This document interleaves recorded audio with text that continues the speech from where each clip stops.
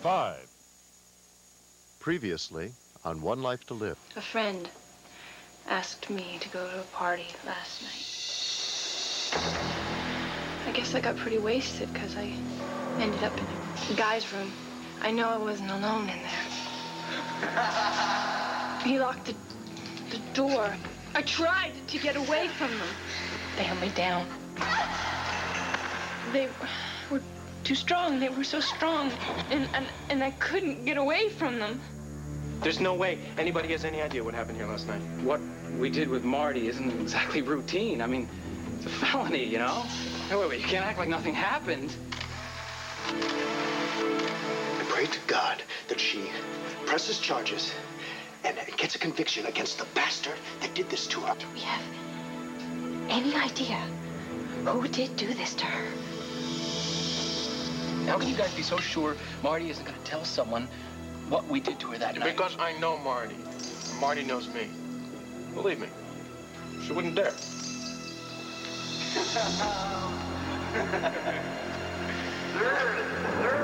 Will you come with me to the police station? I am ready to press charges.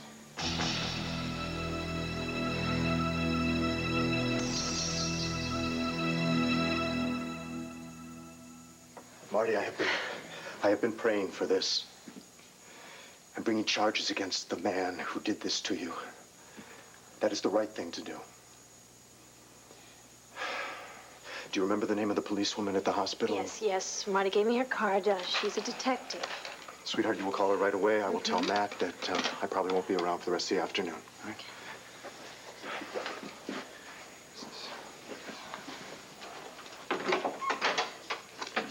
Marty, I'm going to call the detective. But before I do, sweetheart, telling a stranger who did this to you is going to be hard, I know. Would it be a help if you tell me who it was first?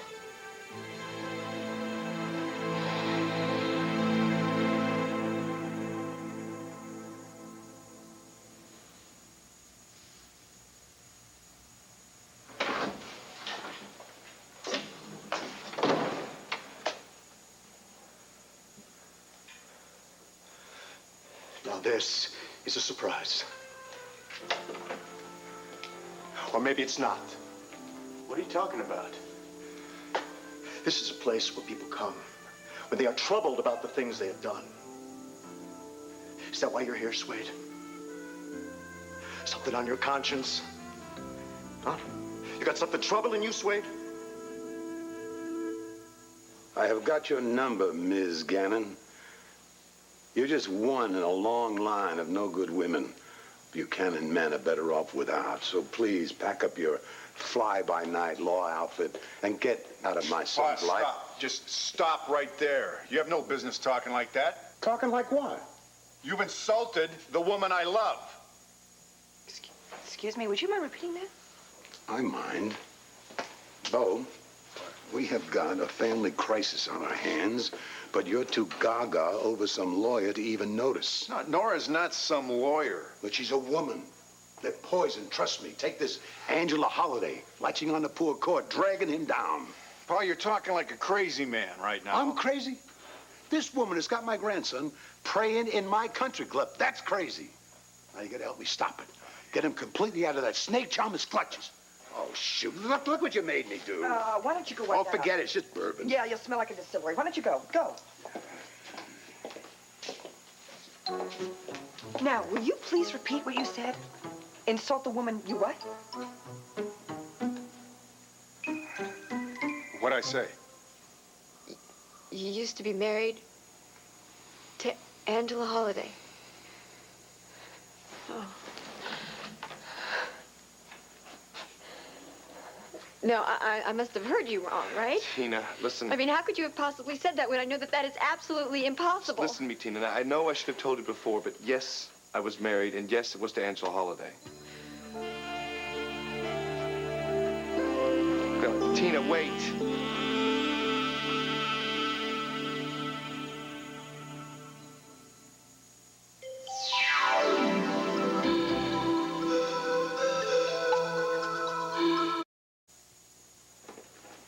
offense, Reverend, but you seem a lot more troubled than I am right now.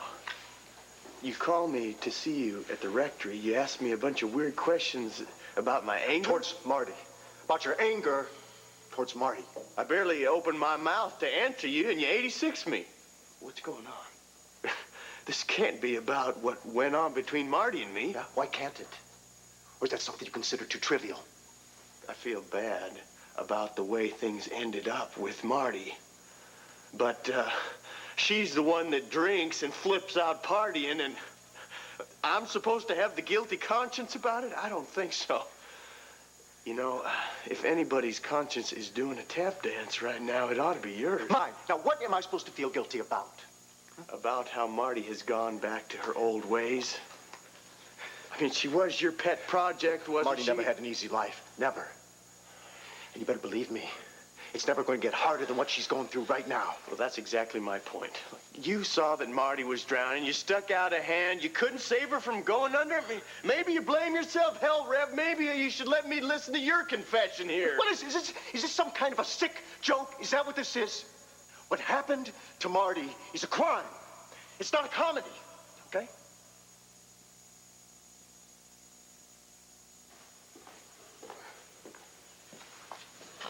That must be a pretty important piece of paper if you got to keep it locked in a strongbox. It's just a piece of the past. Nothing more.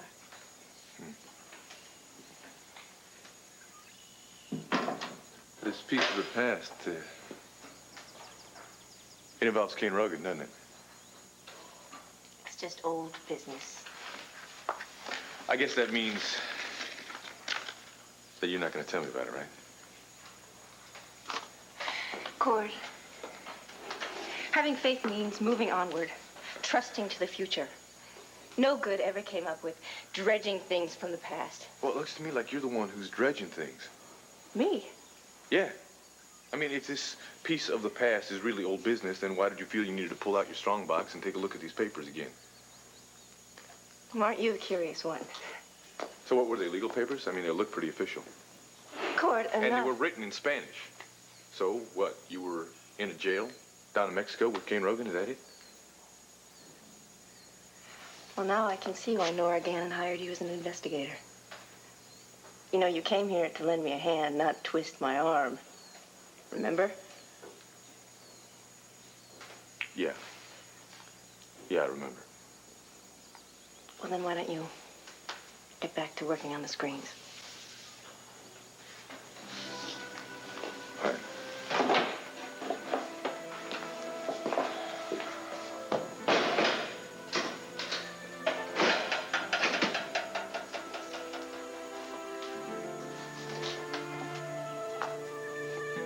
Nothing but souvenirs in here. Old memories of mine.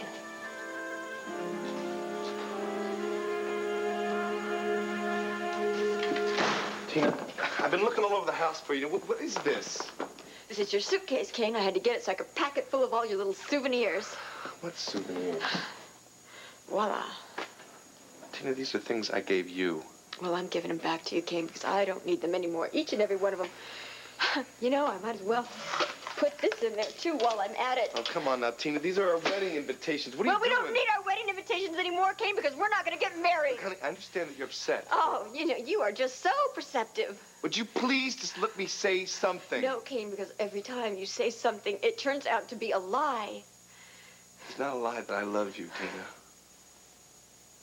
How can you love me when you can't even tell me the truth? Kane, that was your last lie to me. And boy, was it a Lulu. Just let me explain. No, let me explain. I bet you that's going to be on your tombstone, huh? Let me explain, because you're just going to be trying to lie and worm your way out of it until the day you die. Oh, come on, Tina. Listen, You told me you had never been married before. And I believed you, because I thought you had gone straight. Well, I guess I was wrong. Guess I was wrong about wearing this, too. Here's another little souvenir for you, because I sure won't be needing it. Wait, no, Tina. Don't do this, all right? Now take this ring back. No. Now, you swore to me at the Rialto Theater you'd never take this ring off your finger. Oh, well, guess what, Kane? I lied. So how does it feel?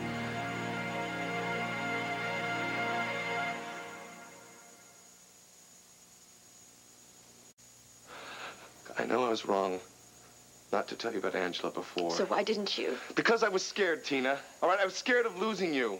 I kept imagining your face when I told you I was married before. Believe me, reality's a lot worse, Tina. Believe me.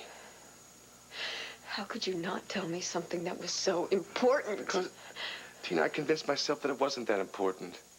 You know, I thought Angela was out of my life. It was years ago. I'd never see her again. I didn't want to see her again. And then she shows up here in Landview. And I knew you'd find out sooner or later. So I figured the best thing to do was for us to get married as quick as we could, and then I'd tell you afterward. What? When would you have told me, Kate? On our honeymoon?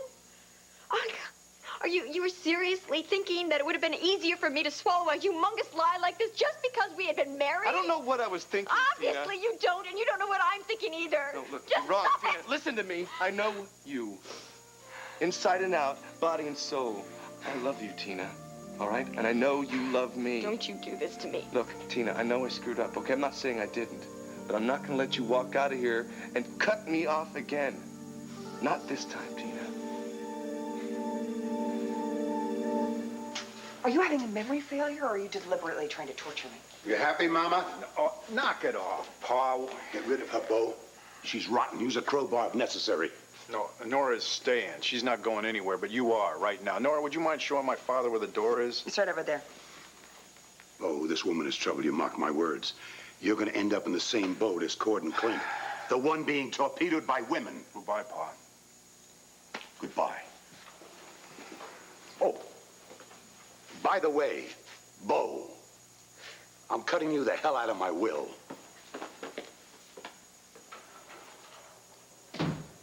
Again.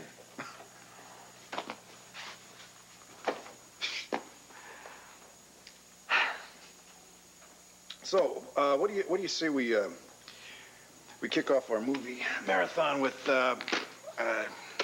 Key Largo? You think we're more like Bogey and Bacall or Tracy and Hepburn? Excuse me, Bailiff. Could you please push the pause button? I'd like to ask Mr. Buchanan if he recalls precisely the words that he said addressed to his father. And if not, I'd like to read his testimony back to him. Well, I think I'd like to be sworn in before I talk.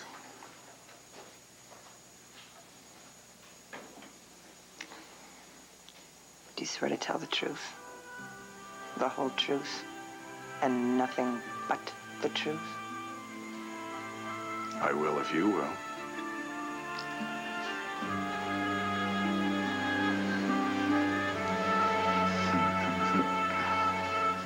There, I put a little extra sugar in yours. I know you like it a little sweeter. And while I was in the kitchen, the detective called me back and said that she was going to finish up what she was doing and then come on over. Is your cook okay? Yeah. Marty, I know that you're not going to tell me about who did this. But I think it's great that you're willing to tell the police. I have to.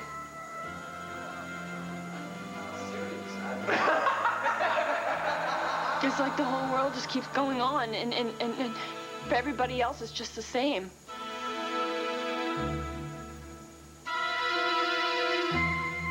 If I don't speak, it's like it never happened. It's like it never even happened. Look, seeing as how this whole thing with Marty has ended up a big mess, maybe we should just act like it never got started and Marty You want ought to do act the same. like it didn't start? Why not? Why not? Take it easy, Reverend. How am I going to do that when I know that from now until the very end of her life, each and every day, she's got to live and breathe the consequences of what happened on that night? What happened that night isn't very different from what happened on other nights, if you ask me. I'm sorry if I'm not wringing my hands about Marty, but the truth is, I can't get myself all worked up about her, how rotten she's feeling. because I got my own stuff to deal with. Yeah, I bet you do. I bet you do. Besides, I know Marty, and if she's in trouble, she certainly brought it on herself. Oh, so she deserved what she got. Is that it? Pretty much. Including rape.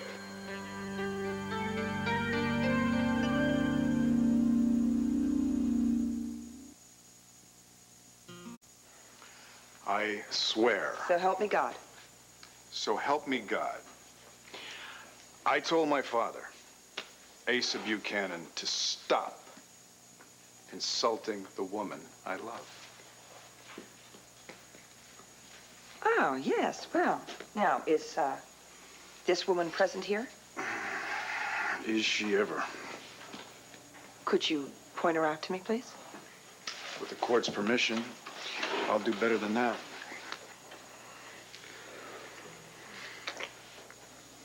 Are you positive that this is the woman? Absolutely. I know by the scent of her hair, by the way that her eyes sparkle, by the way that she feels when I'm holding her against me. Her name is Nora Gannon, and I love everything about her, from her incredibly sharp mind to her incredibly bad eating habits.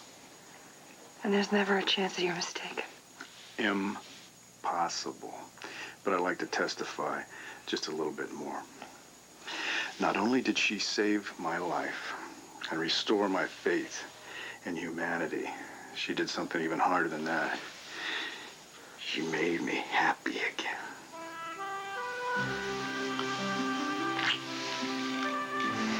Case dismissed.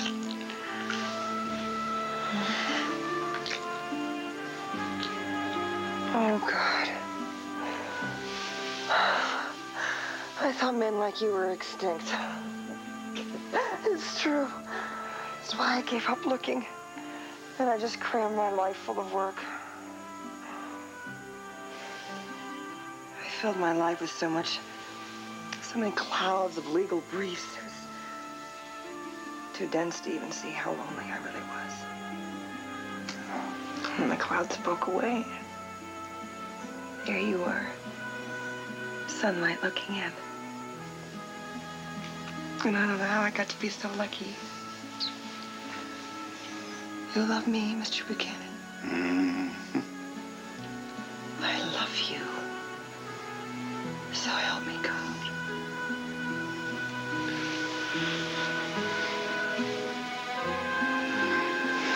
You know, I swear with you with me, I'm unbeatable.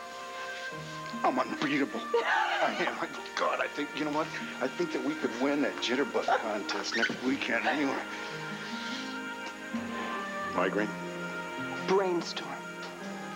Why don't we arrive at the jitterbug contest before he's closed?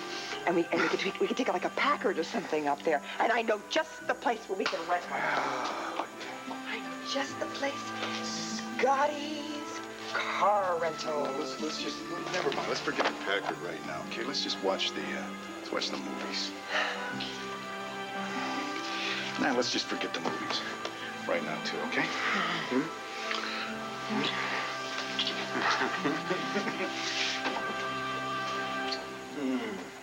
All right. I'll stay. Thank you. Don't thank me yet, because I might be staying just long enough to find out that I should leave for sure. It all depends, you know? On what? On getting the complete and honest story about what happened between you and Angela, for starters. All right. Well, you know, she and I were partners, right? Yeah, running scams in Texas or... All over the place. And, in between one scam and another con, I decided I fell in love with Angela. And vice versa. So you got married. It was a mistake from the beginning, Tina, believe me. We fought from day one, and after that it just got worse and worse. So you split up. And? And we split up, and,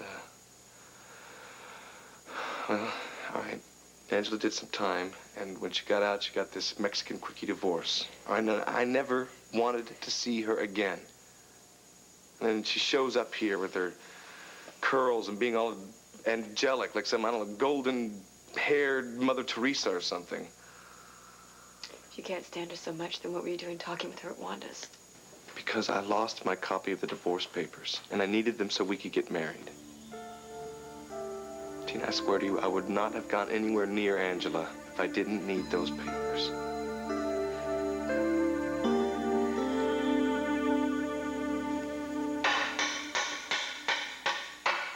Angela, the preacher just brought the posters for Friday night service. Can you come make sure they're all right? Oh, of course.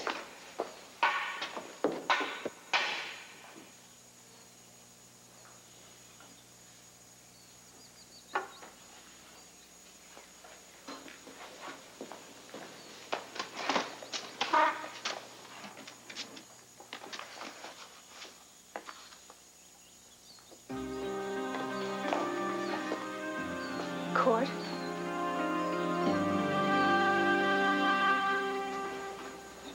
Marty, are you all right? I'm fine.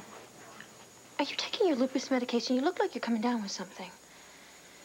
I said I'm fine. Okay.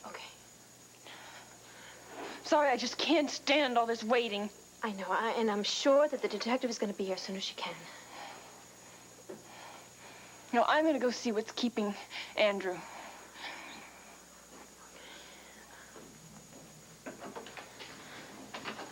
Wait a minute, Marty told you she was raped? That's right. Did she say who did it? No.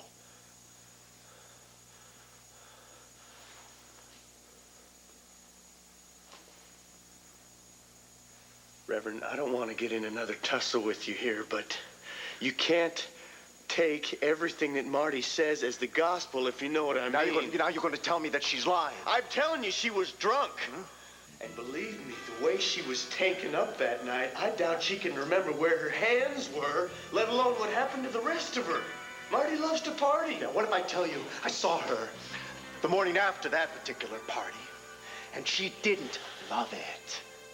Yeah, well, I saw her too, at the party, and she was so out of it, she didn't know what she was doing. Did she happen to tell you how she was getting around that party that night? She was raped. Yeah, well, I'll tell you what, I don't necessarily buy it. And frankly, I'm surprised you do. Wait. Why? Why shouldn't I, huh? Why? Because Marty's lying never took a bigger chunk out of anybody than it did you, Reverend. Or was that a different Marty Saybrook that started those rumors last summer about you and Billy Douglas, huh?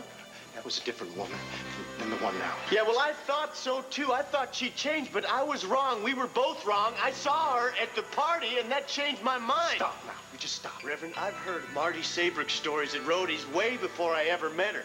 About the rich girl who only takes time off from sleeping around to have a drink or a snort. Look, if Marty had been talking about scoring the other night, I'd believe her, but rape? I don't think so. I'm telling you, man, I saw her.